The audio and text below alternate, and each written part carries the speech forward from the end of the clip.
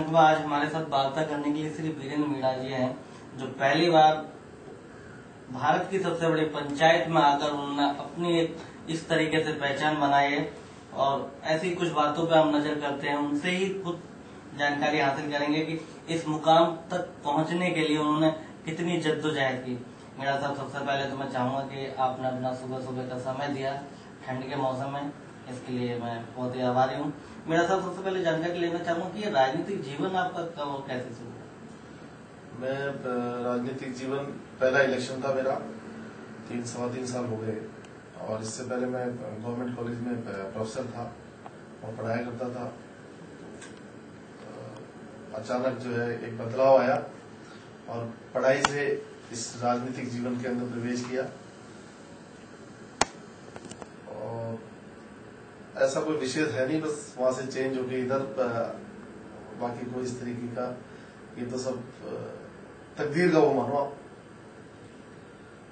आपको कहीं ना कहीं ऐसा लगता है कि जो राजनीति है वो तकदीर का खेल है? आप ज्योग्राफी के अच्छे टीचर्स में से गिने जाते हैं मीणा साहब, और उसके बाद आपने राजनीति का चोला ओढ़कर आप राजनीति में आ गए। आज जिस तरीके से बीजेपी की गतिविधियां चल रही हैं, आपको क्या लगता है कि जो सेंटर में बीजेपी फिर से एक बार अपना मुकाम बना पाएगी? निश्चित रूप से बनाएगी, इसमें तो निसंदेह, कोई संदेह ही नहीं है। दूसरा, बीजेपी वो पार्टी है जो हिंदू विचारधारा से जुड़ी है, और आज भी हमारा वो का वही पार्टी का जो स्टैंड है वो उसको दिल में फिर से अपना वो बनाएगी, इसमें तो कोई संदेह नहीं। और भारत की जनता ने माननीय अटल बिहारी वाजपेयी जी जब प्रधानमंत्री बने, उन पर जो क्रेज उनका आज भी बरकरार है, उसमें कतई कहीं भी कमी नहीं आई, 1% भी कमी नहीं। और अटल जी के काम को आज सड़क के अंदर देख लो, और थोड़े दिन और रहते तो पूरे भारतवर्ष की नदियों को जोड़ने की जो योजना थी, उसके लिए भी लोग आज आप देखेंगे गांव में जाएंगे तो चर्चा करते हैं कि यार अटल जी होते तो इस देश की नदियां भी जुड़ जाती, पानी की व्यवस्था भी अच्छी हो जाती। तो जो अटल जी का वो है वो तो बरकरार है। ऐसी कौन सी चीजें मीणा साहब आपने देखी जो बीजेपी को ही आपने ज्वाइन की? कहीं ऐसे मन में भावना नहीं थी कि साहब राजस्थान में आज बीजेपी की सरकार है, चलो बीजेपी से मुझे इजीली टिकट मिल जाता है और मैं लड़ जाता हूँ और मैं जीत जाऊंगा, यानी कि बहती हुई गंगा में आपने हाथ धो लिए? आप क्या कहेंगे? ऐसा कुछ नहीं है, बस बीजेपी पार्टी की जो विचारधारा है उससे प्रभावित होकर इस पार्टी को मैंने ज्वाइन किया। जो हमारे संस्कृति से जुड़ी है, हमारे जो बीजेपी को मैं तो एक कहूंगा कि एक संस्कारित पार्टी है। ऐसे कौन कौन से काम हैं जो आपने अभी तक संपन्न किए हैं? हमारे प्रदेश के अंदर मुख्यमंत्री जी के नेतृत्व में बहुत अच्छा कुशल वित्तीय प्रबंधन रहा। पूर्व की सरकार के अंदर उनकी स्थिति इतनी खराब हो गई थी कि ट्रेजरीज एक एक दिन शेष रह गए थे, बंद हो गए।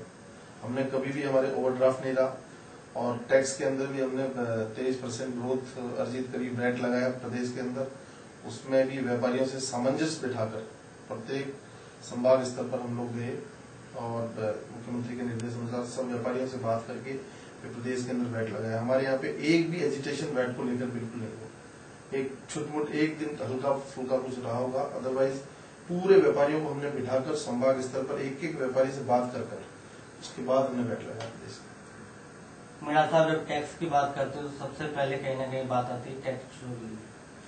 अधिकतर चाहे व्यापारी हो, चाहे वो सर्विसमैन हो, चाहे उच्च व्यवसायी हो, टैक्स चोरी करने में वो पीछे नहीं रहते। ऐसे में मीणा साहब कितने सतर्क? हम तो टैक्स चोरी, कल को मैं कहूँ कि इसको पूर्ण रूप में हम रोक दिया है तो ये तो कोई नहीं कर सकता, पर हमने काफी अच्छा स्ट्रॉन्ग हमारा सिस्टम, उसको थोड़ी मजबूती से, चुस्ती दुरुस्ती से उसको काम में लिया तो हमारी ग्रोथ अच्छी आई। 23% की ग्रोथ आई, जो राजस्थान में इससे पहले कभी नहीं आई। और वैट लगने के बाद तो चोरी वाला जो मामला काफी हद तक खत्म हो गया, और एक सेट नियम है वैट के, तो उसके अंतर्गत चोरी वोरी इतनी ज्यादा अब कम हो गई है, परंतु फिर भी प्रयासरत है हम, जितना उसको रोकने की कोशिश वो हमारी तरफ से जारी है। मीणा साहब, खासतौर से टैक्स अधिकारियों की जब बात की जाती है तो वो कुछ मामलों में बहुत आगे होते हैं कि जब कभी भी उनको घर में पैसे की तंगी खलती तो वो किसी न किसी अधिकारी को, किसी न किसी व्यवसायी को खटखटा देते हैं कि भैया हमारी जेब खाली हो गई, कुछ प्रबंध करो। ऐसे में कोई आपके पास कोई राजस्थान के अंतर्गत जब से आप मंत्री हुए हैं राजस्थान सरकार में, कोई ऐसा केस आया आपके पास? ऐसा कोई केस नहीं है, पर उसमें कई कार्रवाई काफी करी हमने। जो भी किसी अधिकारी कर्मचारी की शिकायत है उसको तुरंत, ऐसे कई केस है, पर्टिकुलर कोई नाम या ध्यान में नहीं है, परंतु कई के खिलाफ में कार्रवाई। मीणा जी, आज के डेट में अगर एक तो कहा जाता है कि रंगे हाथ पकड़ लो, तो बात दूसरी है, एक होती है शिकायत आ गई कि साहब फला व्यक्ति ने फला को हड़काया और इतना पैसा उससे मंगा लिया। तो होता है, अगर शिकायत आती है आपके पास तो आप किस तरीके से कार्रवाई करते हैं? तो उसकी पूरी जांच कराते हैं कंप्लीट व्यक्ति से। मैं खुद देखता हूँ उसको, सामने अगर किसी कोई ऐसे कहता है व्यक्ति मैंने इसको ये पैसा दिया, उसको बुलाता हूँ, खुद बात करता हूँ निर्भीक होकर, मेरे सामने का जो भी बात है। मीणा साहब, राज्य सरकार से और केंद्र सरकार से मुफ्त राशि जो होती है आमंत्रित की जाती है, निगमित की जाती है, खासतौर से ये देखा जाता है कि वो पैसा जिन कार्यों में लगना चाहिए वो कार्य में नहीं लग पाता है और उस पैसे का उपयोग ना होकर दुरुपयोग किया जाता है। ऐसे में मीणा साहब किस किस चीजों को देखकर चल रहे हैं कि चल भैया इतना पैसा मिला है मेरे को, चलो मैं इसका दुरुपयोग ना होने पाए?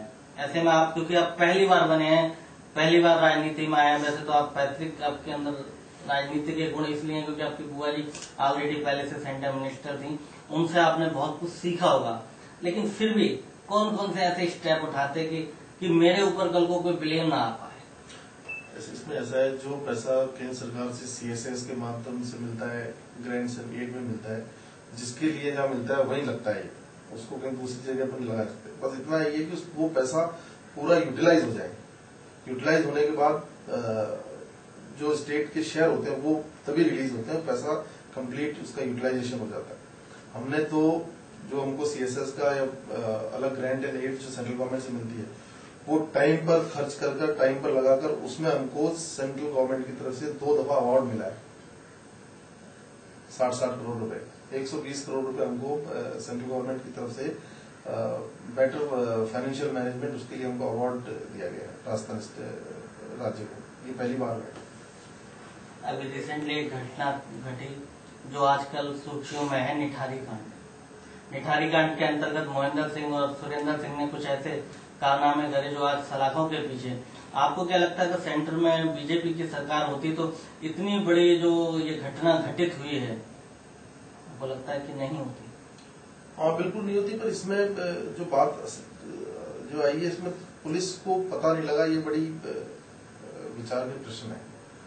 और जहां तक कहते हैं कि उसमें पड़ोस वाले घर में ही मालूम नहीं चला इस चीज का, पुलिस को थोड़ा सा चुस्त दुरुस्त रहती है या थोड़ी सी उनकी जो इंटेलिजेंस एजेंसी है इसका वो फेल रही। इतनी बड़ी घटना हो रही है इतने लंबे समय से जो पुलिस के नोटिस में नहीं है, तो काफी सोचनी है, इस पे विचार करना आवश्यक।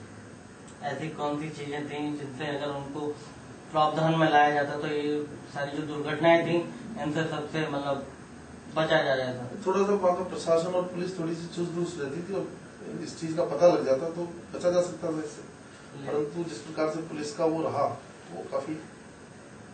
लेकिन खासतौर से मीणा साहब कहा जाता कि चोर चोर मौसेरे भाई, प्रशासन भी चोर और वहाँ के वो लोग भी चोर, तो ऐसे में फिर किस तरीके से ये जो सब चल रहा है कि कहते हैं कि चोर तो हर जगह है? ऐसा है, तो मैं आपको बता रहा हूँ, ये तो अपन कह देते हैं, बाकी ऐसा नहीं है। आज भी आदमी का ईमान धर्म है, और चाहे प्रशासन में देख लो चाहे पॉलिटिक्स में देख लो, कहीं तो कुछ ऐसे लोग बचे हैं जो जिनका जमीन है, कुछ जिनका कॉन्शियस ये कहता है कि हमको गलत नहीं करना, गलत है उसके खिलाफ एक्शन लेना।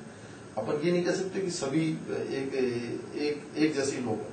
आज भी ऐसे पुरुष हैं, प्रशासन के अंदर भी है, राजनीति में भी है, और साधारण आमजन भी इस प्रकार का है जो सही बात को कबूल करते हैं और सही चीज करना पसंद करते हैं। कहने की मीणा साहब आप ये कहने की कोशिश कर रहे हैं कि राजनीति में भी आज भी ईमानदार लोग बिल्कुल है ऐसा। वैसे मीणा साहब आपके आदर्श पुरुष कौन है? मेरे आदर्श पुरुष तो अटल बिहारी वाजपेयी जी हैं। बस आपको लगता है कि आप माननीय अटल बिहारी जी वाजपेयी के चल कदमों पे चलकर बिल्कुल आगे बढ़ पा रहे हैं? बिल्कुल। कितने सहायक हैं वो आपके लिए? सहायक तो क्या, मिला हूँ 1-2 दफा, परंतु सबसे जो अपने आदर्श पुरुष वही है। ऐसी कौन सी चीज है जो वीरेंद्र मीणा जी को अभी तक प्राप्त नहीं हुई। मैं तो संतुष्ट आदमी हूँ। सब लेकिन मीणा साहब जहाँ संतुष्टि की बात करते हैं वहाँ कहा जाता है कि अगर व्यक्ति संतुष्ट हो जाए, अगर मीणा साहब जहाँ टीचर थे, एक अच्छे टीचर थे और गोल्ड मेडलिस्ट रहे हैं तो एक अच्छे टीचर ही माने जाएंगे, वहाँ पर अगर संतुष्ट हो जाते तो मंत्री कैसे नहीं? ये बात तो सही है, मैं सब चीज प्राप्त है अपने को, सब कुछ भगवान की दया से मिला हुआ है। मीणा साहब आने वाले समय में आप किस मुकाम पर जाना चाहते हैं? बस अपन तो यहाँ सेवा करनी है देश की। लोगों कोई भी मन ये कहता है कि कोई व्यक्ति अपने पास आए तो निराश नहीं जाए। अपन उसके लिए कैसे भी काम आए उसका भले के लिए, ये सुबह उठते हैं और शाम को सोते थे यही मन में रहता है। कोई आदमी आता है अपने पास कहीं से भी दूर से आता है, उसको किसी प्रकार से अपने से निराशा नहीं है, और उसको जो भी काम के लिए वो आए जितनी अपन मदद कर सके वो उसकी करें। यानी कि मीणा साहब के पास में और एक आम आदमी के बीच में कोई मिडिल मैन नहीं। मीणा साहब आपने साक्षात्कार ब्यूरो से बात था कि इंडियन प्रेस ब्यूरो से बात की इसके लिए